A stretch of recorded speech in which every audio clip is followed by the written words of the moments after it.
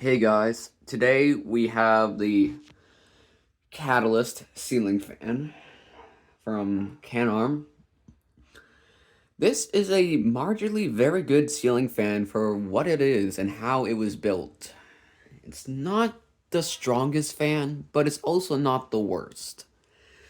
I can guarantee this fan is probably the quietest ceiling fan of the entire house.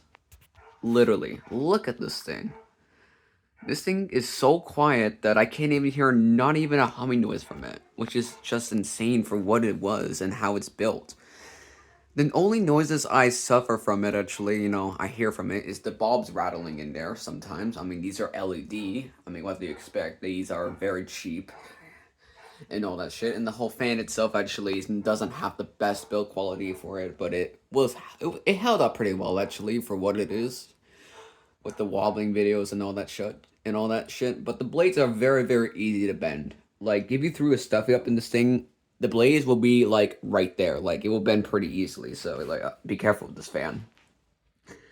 However, it is better than the Littleton when it comes to airflow and its appearance.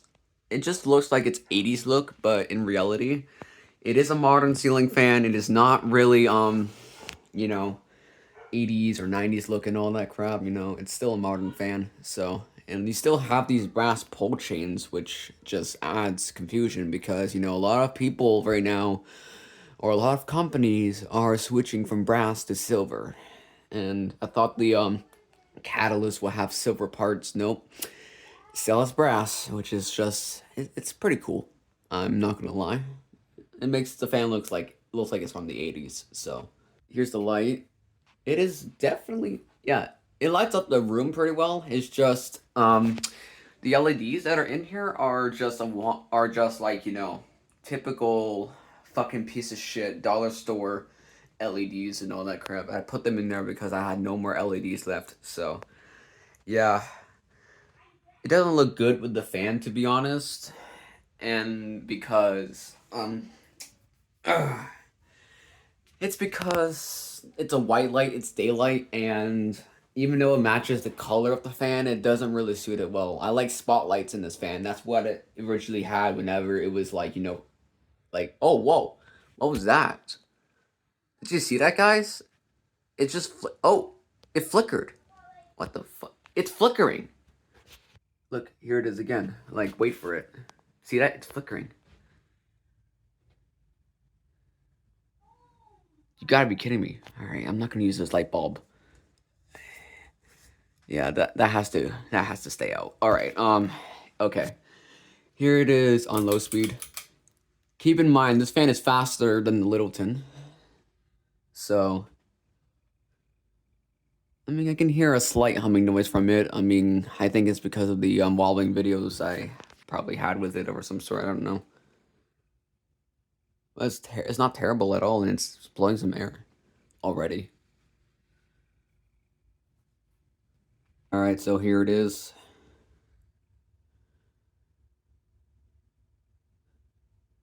Yepers. And it's a From over here, you can't hear nothing from it, like literally. Not even a single humming noise from over here. This thing is completely silent. But when you get close to it, actually, and like listen to your ears, like very, very quietly, then yes, you can hear a little bit of a slight humming noise from it. But at the same time, it is just so silent. Yeah, this thing is so silent. Whoever built this fan actually probably knew what they're doing or some sort because the motor in this thing is quiet.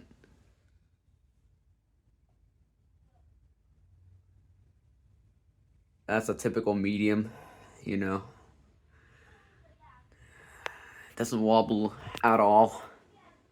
For what it is, for being a spinner, it's a pretty balanced fan. All right, high speed.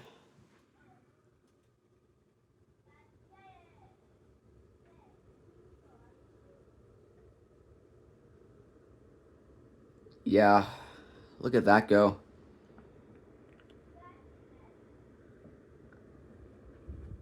It pushes a decent amount of air for what it is. Like, for what it is and for what it's built, the blades and all that shit. It still remains to be one of the best ceiling fans in the entire house.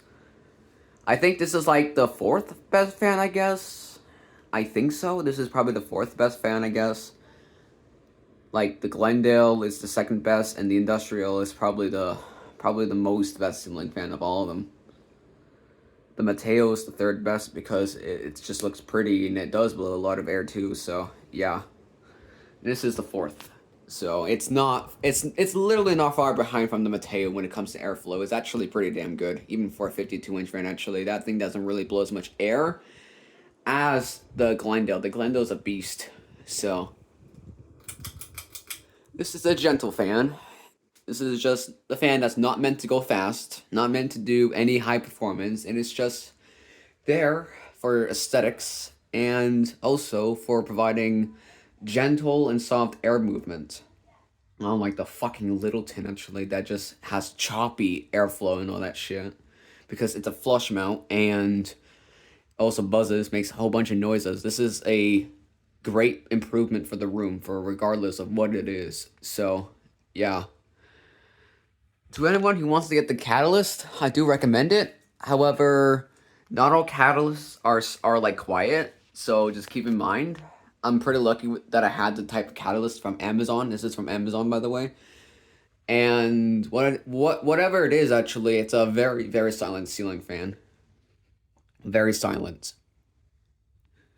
But not all people are going to get the same amount of performance as I have because, you know, companies, they do like to mess up their products. So, yeah. Anyhow, I think that's it. This is a very good ceiling fan. Do recommend it to anyone in Canada. So, here's the Port Sovereign. That thing is a piece of shit, to be honest. This thing does not perform good. And I think the Catalyst probably moves more air than the Port Sovereign, which is just embarrassing for a Harbor Breeze fan. And in here, it's just the, you know, the Mateo.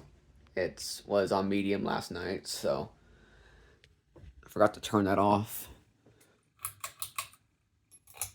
Alright. It looks like a Hunter, I'm not gonna lie. The Mateo reminds me of a Hunter ceiling fan of some sort, so it does really look like a fucking Hunter fan, like I'm not joking. And that's it for today. Thank you so much for watching. Peace out.